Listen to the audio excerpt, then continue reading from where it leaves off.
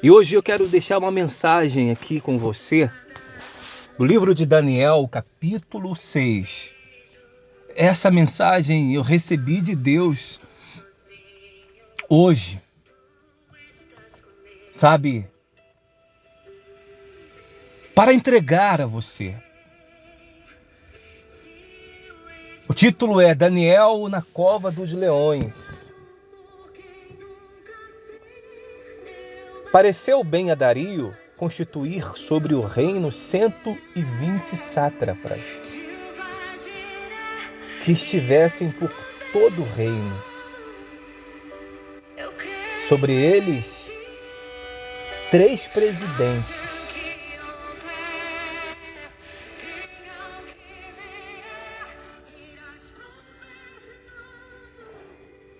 dos quais Daniel era um, aos quais estes sátrapas dessem conta para que o rei não sofresse dano. Então o mesmo Daniel se distinguiu destes presidentes e sátrapas, porque nele havia um espírito excelente. E o rei pensava em estabelecê-lo sobre todo o reino. Então, os presidentes e os sátrapas procuraram ocasião para acusar Daniel a respeito do reino, mas não puderam achá-la, nem culpa alguma, porque ele era fiel e não se achava nele nenhum erro e nem culpa. Eu quero que você entenda isso. Deus, o Eterno, quer fazer você sobressair.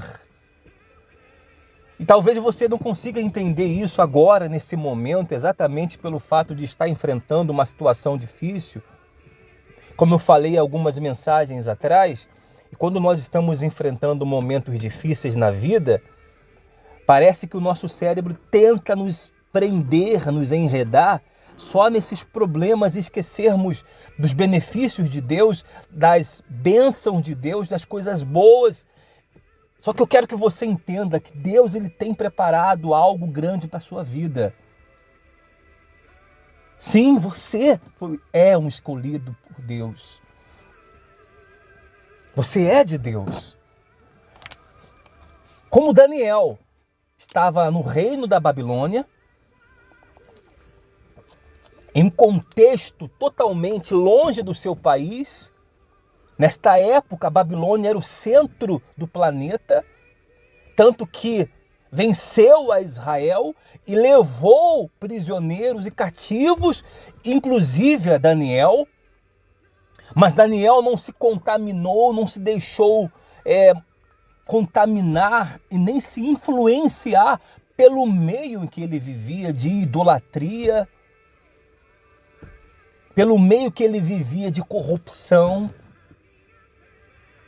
E isso fez com que ele se distinguisse dentre os outros, a ponto dele alçar um cargo de presidente de um dos países pelos quais a Babilônia governava. E existiam sátrapas, governadores. E esses sátrapas, esses governadores, eles prestavam contas aos presidentes. E de todos os presidentes que tinham, vários, Daniel era o que se destacava sobre eles. Porque ele tinha um espírito sobremodo excelente. Se você ler a Bíblia, aqui em Daniel 6, você vai ver que a palavra espírito, a letra E de espírito, está com a letra minúscula, que não é o Espírito de Deus, que todas as vezes que na Bíblia fala do Espírito de Deus, fala com a letra E, a letra E de espírito maiúscula. Mas o próprio espírito de Daniel era excelente. Por quê? Porque o espírito de Daniel, dentro do espírito dele, ele tinha a presença de Deus, o Espírito de Deus. E a Bíblia diz que o Espírito de Deus, ele coaduna, ele confirma com o nosso espírito que nós somos filhos de Deus.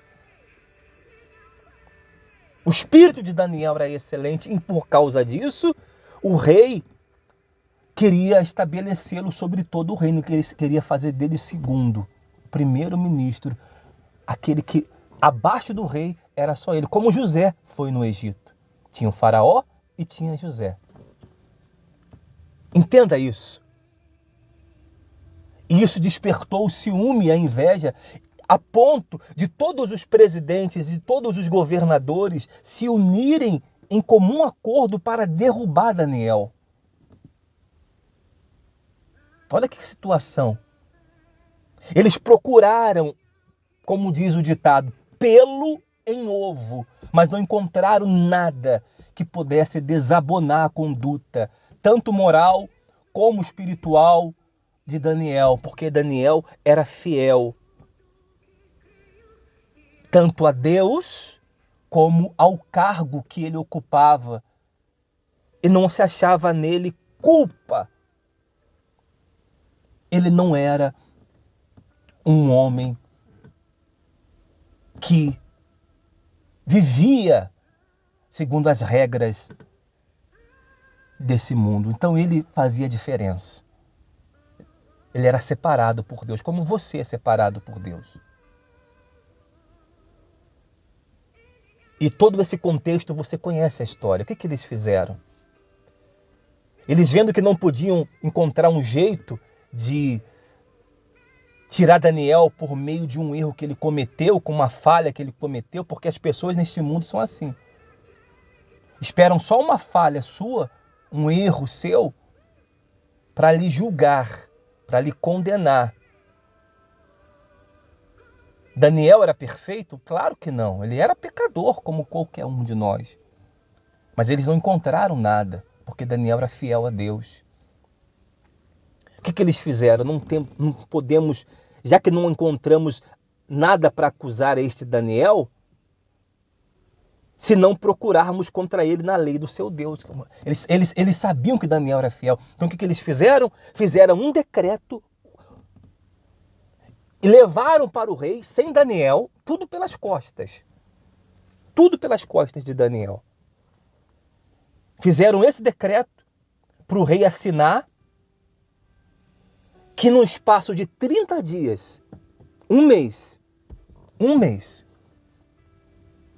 ninguém de todos os reinos e povos pelos quais a Babilônia era comandada, o rei comandava, ninguém poderia fazer nenhum pedido, nenhuma petição a qualquer Deus ou a qualquer homem se não fosse ao rei, ou seja, colocando o rei num lugar de Deus. Por quê? Porque aqueles homens sabiam que Daniel fazia orações. Sabe? As mesmas pessoas que querem te acusar, te derrubar, aquelas mesmas pessoas que querem procurar uma falha para condenar você, elas te observam, elas observam a sua vida. Elas sabem que você é uma pessoa de Deus. E quando você ora, quando você busca, elas sabem disso também. Porque o mesmo Espírito que testifica em nós, com o Espírito Santo, que nós somos de Deus, o Espírito que habita neles, que não é o Espírito de Deus, testifica neles também. E eles sabiam que Daniel orava 3 vezes ao dia. Então, eles levaram essa petição e o rei, inocentemente, movido pelo orgulho que ele tinha, achou que era uma homenagem. Na verdade, era uma armadilha, porque eles sabiam que até o próprio rei gostava de Daniel pelo fato de Daniel ser uma pessoa fiel. E o rei assinou. E quando o rei assinou aquela petição, Daniel soube, e era um decreto, não podia ser mudado. E mesmo assim, Daniel orava 3 vezes ao dia com a janela aberta. Entenda isso, com a janela aberta. A fé dele era conhecida de todos. De todos. Ele não fechou a janela. Ele não negociou a sua fé, os seus princípios. Por causa de um cargo. Por causa de um cargo. Ou pela própria vida. Ele não negociou quem ele era. A sua identidade ele manteve. O seu propósito, a sua missão, ele manteve. E aqueles homens sabiam e foram vigiar ele, e vigiaram ele. E foram para o rei e disseram, olha, tem um homem que não está obedecendo. Não está obedecendo o teu decreto, não faz caso de ti. Ele 3 vezes se coloca de joelho e dá graças diante do seu Deus. Como faz todos os dias. Esse homem tem que ser punido. E a punição seria ser lançado na cova dos leões. Esse era o decreto. E quando o rei soube disso, o rei ficou desesperado e fez de tudo para tentar livrar Daniel. Ficou triste, mas não podia mudar. Porque aqueles mesmos homens que fizeram o rei assinar aquele decreto como se fosse uma homenagem, falaram para ele, ó, você sabe, seu rei, se o senhor fizer mudar o decreto, você perde a autoridade de rei. Então o rei mandou trazer Daniel diante dele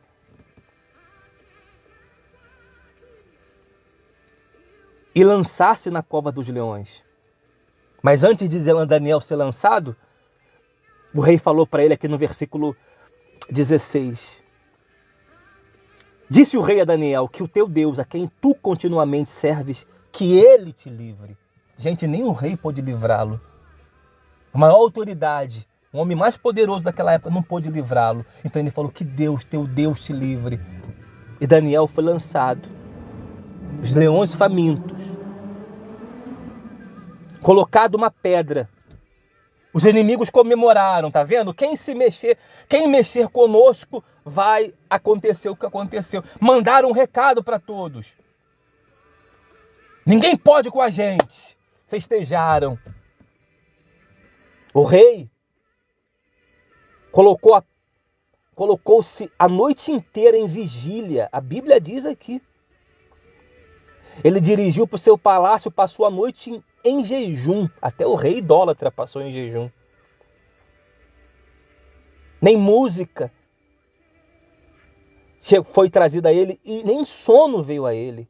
Ele passou a madrugada em vigília. Pela manhã, ao romper do dia, o rei se levantou e foi depressa à cova dos leões. Olha, gente, isso é muito forte. Não foi... Olha, gente, eu sinto a presença de Deus aqui nesse lugar.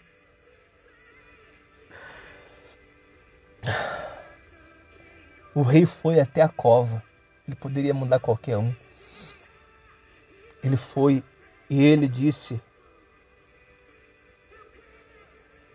Chegando-se à cova, chamou Daniel com a voz triste, versículo 20. E disse o rei a Daniel, Daniel, servo do Deus vivo,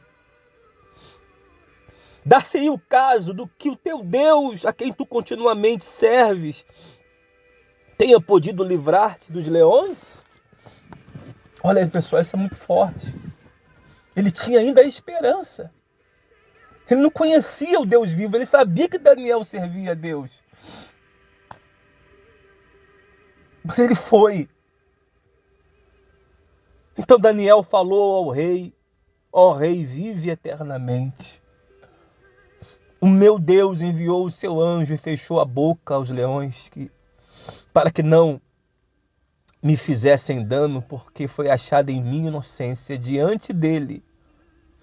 E também contra ti, ó rei, não cometi delito algum. Olha, glória a Deus.